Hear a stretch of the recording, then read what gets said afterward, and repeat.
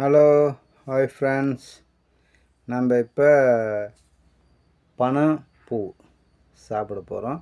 தென்னம்பூ சாப்பிடுவீங்கள, அது எப்படி இருக்கும்? அந்த வெள்ளையாக தேங்காய் உடைச்சா வெள்ளையாக அது உள்ளே இருக்குமே, அதுபோல் நமக்கு இது பனம்பூ.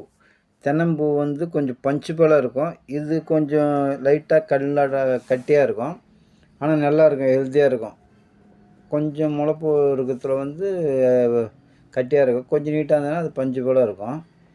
ஆனால் இனிப்பு பனம்பூ தென்னம்பூவோட இது கொஞ்சம் நல்லா சுவையாக இருக்கும் இந்த இது.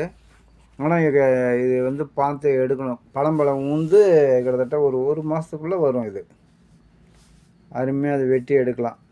மூளைக்கு இருக்குது பாருங்கள். இதில் வந்து பார்த்து அப்படியே வெட்டணும். கொஞ்சம் கஷ்டமாக இருக்கும். பார்த்து கையை பார்த்து அது வெட்டி எடுக்க வேண்டியது வரும். கடுசாக இருக்கும் வேறு.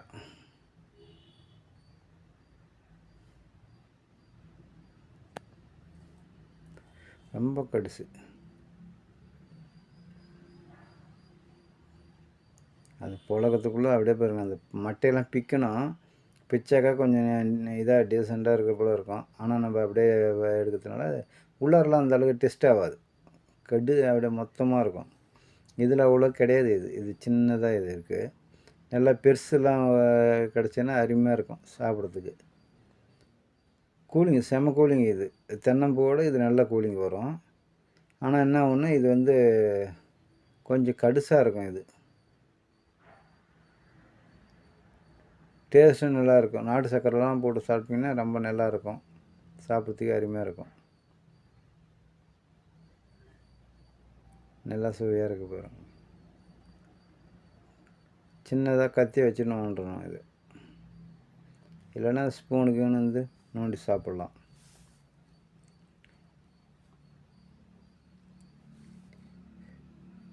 ஒரு 2 பூ எடுத்திருக்கேன். எந்த நிலமை இருக்குதுன்னு தெரில. இதில் இருந்தான் இருக்குது பாருங்கள். இதில் நல்லா இருக்கும், அருமையாக இருக்கும்.